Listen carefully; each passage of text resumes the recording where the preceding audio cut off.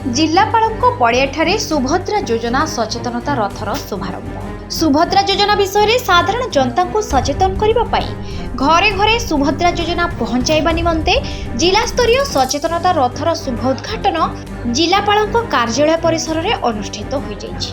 ଏହି କାର୍ଯ୍ୟକ୍ରମକୁ ମୁଖ୍ୟ ଅତିଥି ଭାବରେ ଓଡ଼ିଶା ସରକାରଙ୍କ ମାନ୍ୟବର ମନ୍ତ୍ରୀ ଶିଳ୍ପ ଦକ୍ଷତା विकास वैषयिक शिक्षा श्रीजुक्त संपत चरण स्वाई पताका हलाई सुभद्रा योजना सचेतनता रथर शुभारंभ करथिले। एही सचेतनता रथ जिलार 8टी ब्लॉक और 2टी पौर परिषद अंचल 10 दिन बुली सुभद्रा योजना विषय रे जनसाधारण को सचेतन करबा एहार मूल लक्ष्य। सरकार को एही योजनार केही जेमिति वंचित न हेबे सेथिपई सरकार को पक्षरु एभली सचेतनतामूलक पदक्षेप निया जायछि। बीजेपी सरकार को निर्वाचन एजेंडा अनुसार सुभद्रा योजना रे योग्य महिला हिताधिकारी मानक वर्ष को 10,000 करी 5 वर्ष रे 50,000 टंका प्रदान करा जिवो। एही कार्यक्रम रे जगतसिंहपुर सांसद विभू प्रसाद तराई, जगतसिंहपुर विधायक अमरेंद्र दास, जिला परिषद अध्यक्ष मनोज कुमार भोई, बीजेपी जिला सभापति सत्यव्रत महापात्र, जिलापाल जे सोशल, वरिष्ठ प्रशासनिक अधिकारी और मिशन शक्ति महिला सदस्य माने उपस्थित रहिथिले। आपण समस्त को बहुत बहुत धन्यवाद स्वागत करुचु। आज ये पवित्र दिन रे राज्य सरकार सुभद्रा योजना उन्मोचन करिसेंती। माननीय यशस्वी मुख्यमंत्री उद्घाटन कला परे आज जिलापाल कार्यालय सम्मुख में आज आम जिलार मंत्री संपद बाबू, सांसद विभू बाबू एवं जिलापाल आम सहित उपस्थित अच्छा एवं आम भारतीय जनता पार्टी सभापति श्रीयुत सत्यव्रत महापात्र महोदय अच्छा।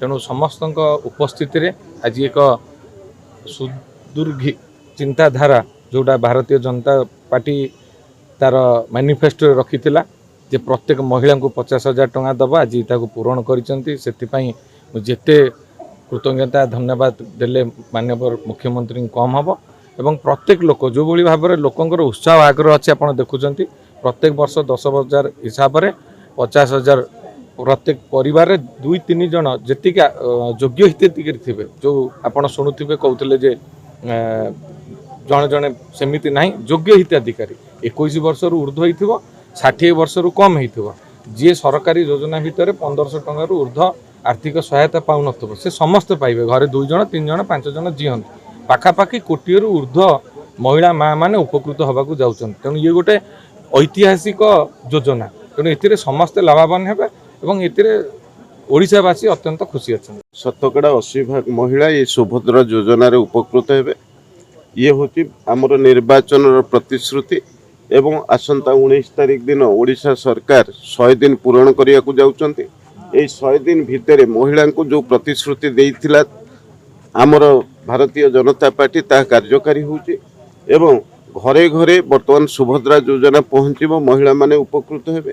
ता सहित 100 दिन भितर आम सरकार जो प्रतिश्रुति देइथिला 4 द्वार श्रीमंदिर खोलिबो एवं किभली भाव में 3100 टंका धान क्विंटाल पिछा मूल्य पाइबे चाषी ये जहाँ प्रतिश्रुति देइथिला ता कार्य परिणत होइছে। तेणु आज गणेश चतुर्थी अवसर रे आज ये शुभ दिन यही अवसर रे सुभद्रा योजना समग्र ओडिशा रे आज घरे घरे पहुँचापी सचेतन रथ निश्चित भाव में बुलिबो। जगतसिंहपुर जिले में होइছে आमर मंत्री एवं आमर विधायक तथा कलेक्टर ये समस्त उपस्थिति रे ये योजनार शुभारंभ करागला। घरे घरे सुभद्रा योजना को पहुँचापी सुभद्रा सचेतनता रथ आज उद्घाटन करागला।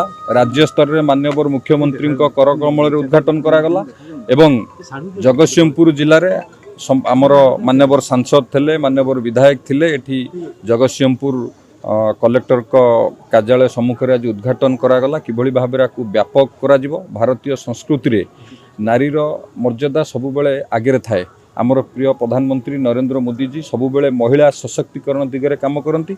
ओडिशा रे आमर सरकार आसिला परे माननीय मुख्यमंत्री नेतृत्व में प्रथम थर गिरी महिला मानकर विकास रे एवं आमर निर्वाचन प्रतिश्रुति मुताबक सुभद्रा योजना को आज सचेतन करने आज कार्यक्रम करागला को व्यापक करने एवं ये निश्चित भाव में महिला मानक एक खुशीर कथा।